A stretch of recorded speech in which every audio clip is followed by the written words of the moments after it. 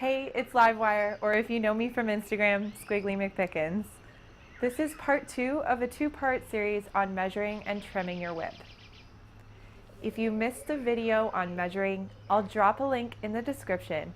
Be sure to check that out first.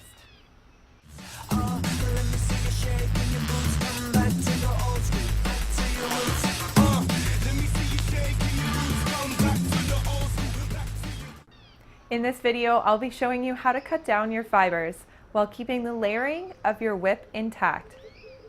If you're coming from the measuring video, then you've already written down your measurements, so have those close at hand.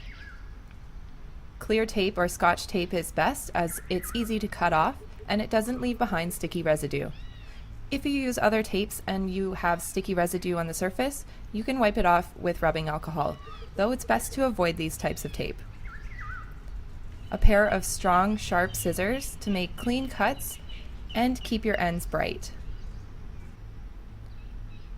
We've already covered our measuring tools in the measuring and sizing video, so refer back to that. We are going to be using a ruler, so have that close by, and have somewhere that you can both stand and sit, as you will be doing both in this tutorial. Put out a few pieces of tape at each work surface. This will come in super handy when we get into this. Comb out your whip head. Start by running your fingers between the fibers and gently separating them.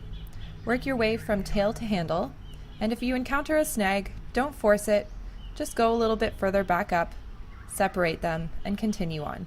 Remove any trapped hair, and do this for your entire whip head. If you've fully combed out your entire whip head and you're having difficulty with your fibers not staying separated, you can take a pea-sized amount of silicone-based personal lubricant and apply it with a microfiber cloth. This will help prevent tangling. Separating your layers. This will give you a chance to see what layers your whip has and keep them organized. Drop your handle towards the floor and scoop up your fully combed whip, working your way towards the top. Just make sure they're all going in the same direction. Now bring your hand up within 2 or 3 inches from the very top and let those shorter fibers fall down. You can help them out a bit and just make sure they're not in that main bundle. Take a piece of tape and tie it off towards the handle. Now it's important to note that this first fiber bundle happens to be really long. After this, make sure when you tie off your fibers that you tie them off with tape as close to the handle as possible.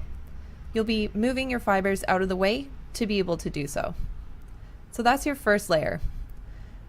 Now take that layer and you're going to take the fibers that fell down, the shorter fibers, and you're going to move them out of that main bundle.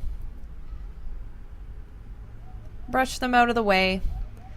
If they're giving you some trouble or they're a little bit tight, then gently press it downwards, pushing it out the other side of the bundle and then scooping it out of the way.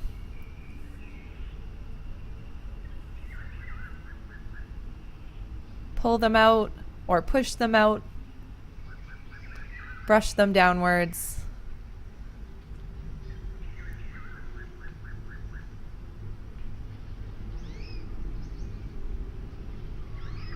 And just continue to do this until you have the majority of them out of the way. Giving them one last brush, and then I'm going to gather them up. This is your next fiber bundle and your next layer. Now do the same thing as you did in the first step by bringing your hand up within a couple inches of the top, letting the shorter fibers fall down, and then tying it off with tape as close to the bottom as possible. This next layer is relatively short and there's not many fibers left in it, but do the same, work your way up to the top, letting those shorter ones fall out of the way, cinch it off near the bottom. These are your layers. You might notice that I've left some fibers free hanging and never gathered them up into a fiber bundle. There's a reason for this. You want there to be a significant amount of fibers at an appropriate length to give you the bulk and body of your whip. If you thin them too much, then you won't have enough in the core, so you want to leave 2 fiber layers alone. The one that I have in my hands in this clip is my second shortest layer. I'm putting tape on it just so I have a visual aid to see what my fiber layers look like and where they are. But now that I know that I won't be making any cuts to this layer, I can take the tape off and let it flow freely. That leaves me with 3 tied off fiber bundles. Having a difference between the loose fibers and the fiber bundles will make sure that you don't go reach for them when you're going to cut and cut the wrong ones. I'm working with a fiber head that has 150 fibers. If you're working with a fiber head that has a higher fiber count, the process will work the same, save for one extra step. Because there's so many fibers, you'll want to section it off initially into 2 or 3 sections just so you have manageable bundles to apply the same process to. When you comb out all of your fibers, go ahead and split your whip into 2 or 3 sections. Tie those sections off with tape right near the handle, and then you can complete this process I just outlined to each. Ultimately, you'll just have more fiber bundles overall. It's important to note we've already determined our measurements and how much buffer we're going to be adding to our whip in the previous video on measuring and sizing. If you haven't watched that yet, definitely watch it before going forward. Pull out a fiber bundle and set aside the rest of your whip. You can set it down and start to line up the tips of the fibers. You can take a few at a time, and it doesn't have to be perfect. Just put them in your hand with the tips relatively close in length. Now with your fiber tips lined up, you can tap it down with your fingers to line them up even further. Slowly draw out your strands flat up against your ruler and line them up at the point at which you measured how much you're going to cut off. Keep hold of that point and spread them out a little bit as you're going to press them down flat. I'm just pressing them on the table and gently rolling them to make them all lie flat against it.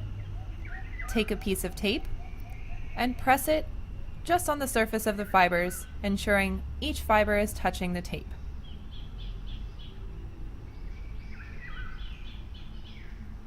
So I'm just rolling a couple strays onto the surface of the tape, and now they're all touching it.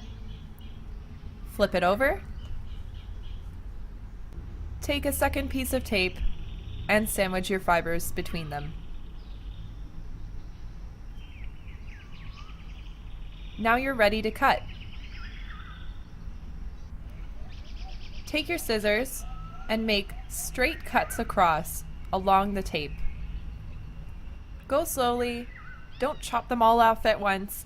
You want to take your time with it and just make sure you're making nice clean cuts.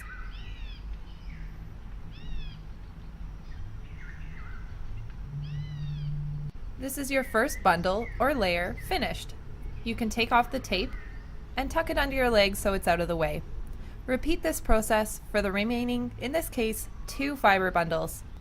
And voila, your whip has been sized. This is your final step. Remove all the tape. You can slice it with your scissors, spread it open, and peel it off. Repeat this for all of your fiber bundles, and then you can reveal your size.